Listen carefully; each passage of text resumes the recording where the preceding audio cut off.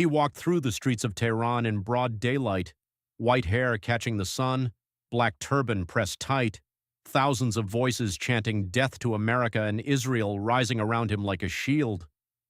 3 nights later, a missile found him sleeping in his daughter's house.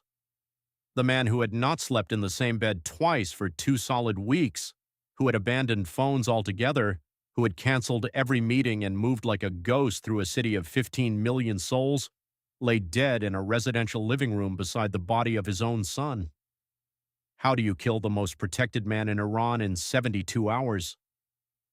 The official version is a press release. What follows is the operation beneath it, the hidden architecture of betrayal, surveillance, and cold, precise violence that never appears in any statement.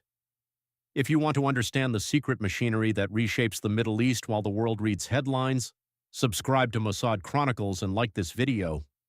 The truth is always quieter than the explosion and far more unsettling. To measure the strike, you must first measure the man.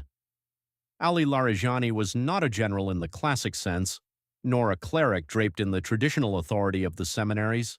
He was something infinitely more dangerous, the operator, the quiet architect who stitched together the factions, the man fluent in both the theology of the revolution and the grammar of nuclear negotiations. Former chief nuclear negotiator who sat across from European diplomats for years, former Speaker of Parliament, twice Secretary of the Supreme National Security Council, Larijani was the institutional memory of the Islamic Republic. Every faction inside Iran needed him because every faction understood that without his stabilizing hand, the entire edifice might splinter. When Supreme Leader Ayatollah Ali Khamenei was killed on the 28th of February 2026, in the opening hours of a war that had erupted from the shadows, the country did not collapse.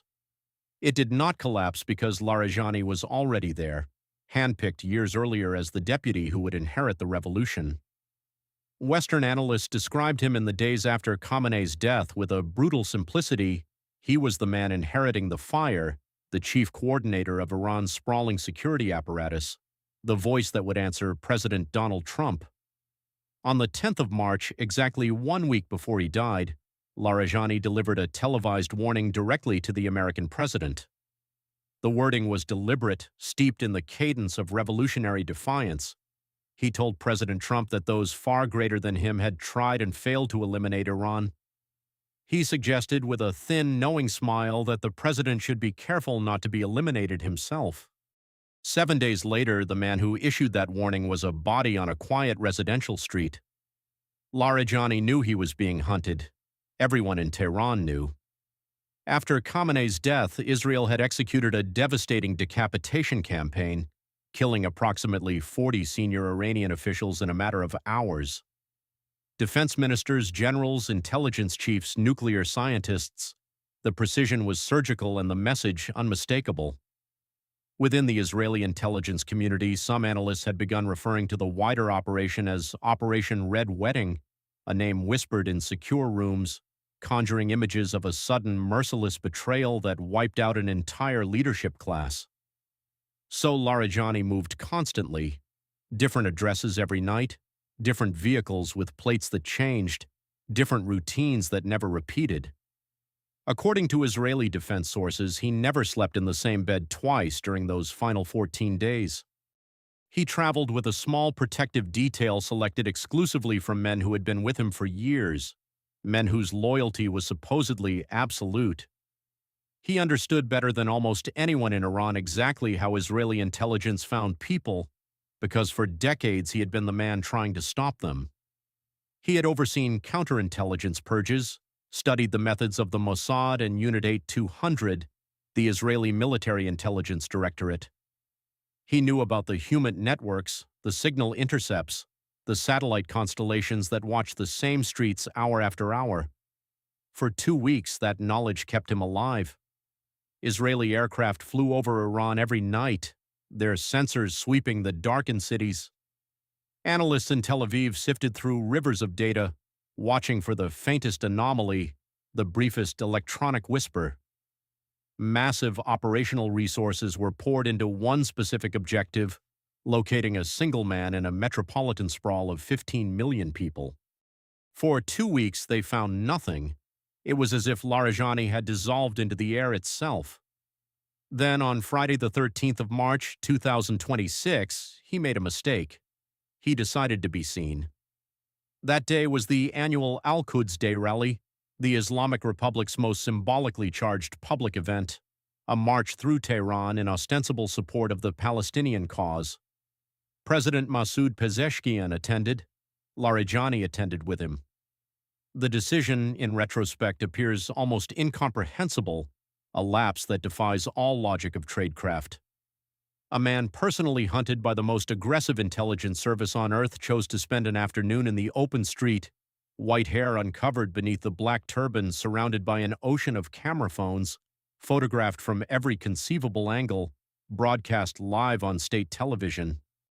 Some Iranian commentators later argued it was political necessity the country needed to see its leader alive after 2 weeks of silence and assassinations, to project that the killings had not broken the regime's spine. Others believed more simply that Larijani, on a deeply human level, had refused to spend the remainder of his life burrowed underground like a rat.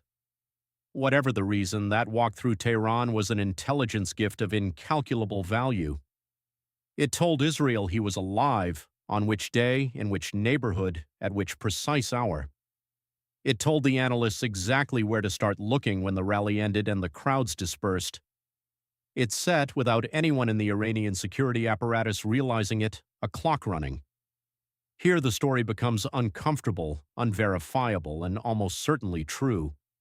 Israeli intelligence has stated on the record that they tracked Larijani after the rally with help from people inside Tehran. Local sources, residents' tips. The phrasing was deliberately vague, a linguistic smokescreen designed to protect someone or, just as plausibly, to make the regime believe someone needs protecting. The implication was unmistakable. Between Friday evening and Monday night, somebody in the Iranian capital with direct eyes on Larijani's movements communicated with Israeli handlers. Perhaps it happened through encrypted messaging applications that leave no trace, perhaps through a chain of intermediaries, each insulated from the next, perhaps in the end through nothing more sophisticated than a single phone call placed from a public booth in a dusty shopfront. Whoever they were, they did the one thing satellites cannot do, the one thing that no amount of signals intelligence can accomplish with certainty. They watched a specific man walk into a specific building, and they reported it. The hunt narrowed to a razor's edge. The address came in Pardis, a suburb on the eastern edge of Tehran, originally built as a satellite city filled with new apartment blocks and quiet residential streets where anonymity felt possible. Larijani's daughter lived there. He had not visited her since the war began, understanding that any fixed pattern was death. On the night of the 16th of March, he decided finally that he would go. He arrived with his son Morteza, his office chief Alireza Bayat, and a small team of bodyguards. The house was not a fortified site. It had no underground bunker, no hardened concrete walls, no anti-aircraft defenses. It was a family home filled with the ordinary things of domestic life. He almost certainly believed that ordinariness was its protection, that hiding in plain sight among residential buildings would confound the enemy's targeting algorithms. He was wrong. 1,600 kilometers away, Israeli Air Force pilots were already in the air, their attack profiles loaded, their routes weaving through layered air defenses that had already been degraded by weeks of strikes. The chain of command, according to Israeli sources, moved with a velocity that felt almost automated. Special intelligence capabilities, the kind never described in public, tracked the location and verified it with multiple sources to eliminate any chance of a decoy. The Israeli Chief of Staff, Lieutenant General Eyal Zamir, gave the operational order. The political echelon confirmed within minutes. Aircraft already on combat air patrol were redirected in near silence, their course adjustments invisible to civilian radar. The window between confirmed location and impact was a matter of hours, not days. The system that had been hunting for 14 nights suddenly had its target illuminated, and it lunged. The strike hit shortly after midnight. The building collapsed in a controlled demolition of fire and dust. Ali Larijani was killed instantly. His son Morteza was killed beside him. Ali Reza Bayat was killed. The bodyguards were killed, their weapons unfired. His daughter, by some terrible miracle of blast geometry, survived. She has not spoken publicly since. That same evening, in a separate operation choreographed with the same chilling synchrony, Israeli aircraft killed Gholam Reza Soleimani, the commander of Iran's internal Basij militia. He was sleeping in a makeshift tent because his official residences and command posts had already been destroyed in earlier waves. Two of the regime's most essential men, separated by hundreds of kilometers, were killed within the same operational window without missing a beat. It was a symphony of intelligence and violence, conducted from thousands of kilometers away by men and women who never saw the faces of those they killed. The next morning, the 18th of March, Iran fired a retaliatory missile barrage at Ramat Gan, just east of Tel Aviv. 2 Israeli civilians were killed in their homes. The Islamic Revolutionary Guard Corps declared the attack revenge for the blood of the martyr, Dr. Ali Larijani. The phrasing was formal, almost legalistic, the kind of language a regime uses when it has already accepted the loss and is publicly justifying its failure to prevent it. Inside Iran, the reaction was far harder to read. The new supreme leader, Mojtaba Khamenei, issued a statement of grief from a location that has still not been confirmed. He himself is reportedly badly wounded from earlier strikes, bearing physical scars that mirror the psychological ones. He has made no public appearance since the war began, ruling from a void that fuels endless rumor. Within the security establishment, the questions are darker, more corrosive. How did Israel know who told them? How many other senior officials are now being watched in the same way, by the same silent eyes?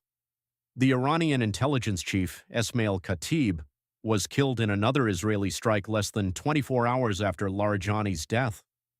Some inside Iran believe those two events are connected by a threat of betrayal that whoever betrayed Larijani also deliberately exposed the man whose job it was to protect him, burning the protector along with the protected to sow maximum chaos.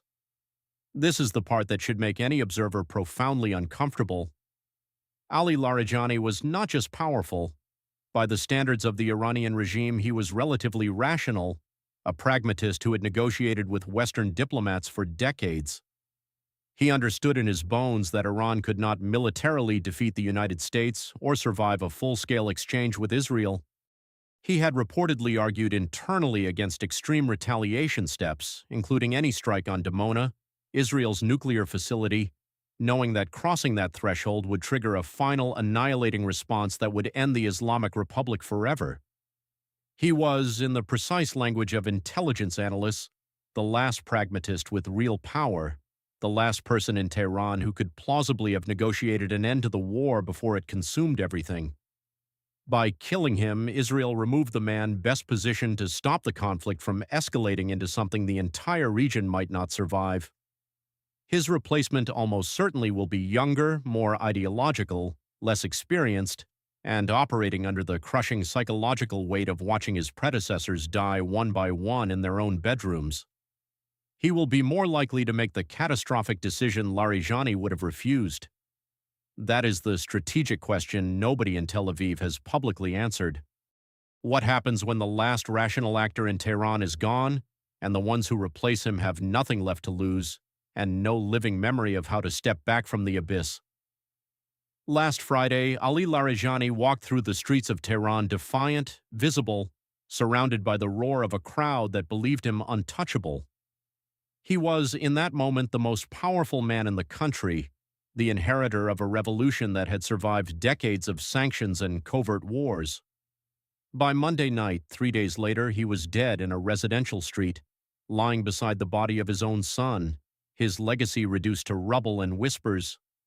Somebody between Friday and Monday decided to make a phone call.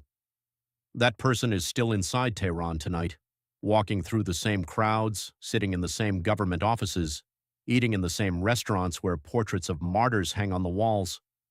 They have not been identified. They almost certainly never will be. The next senior official is already being watched, probably by them, probably by others. The hunt does not stop because one man dies. The hunt only changes targets, recalibrates, waits for the next flicker of human error.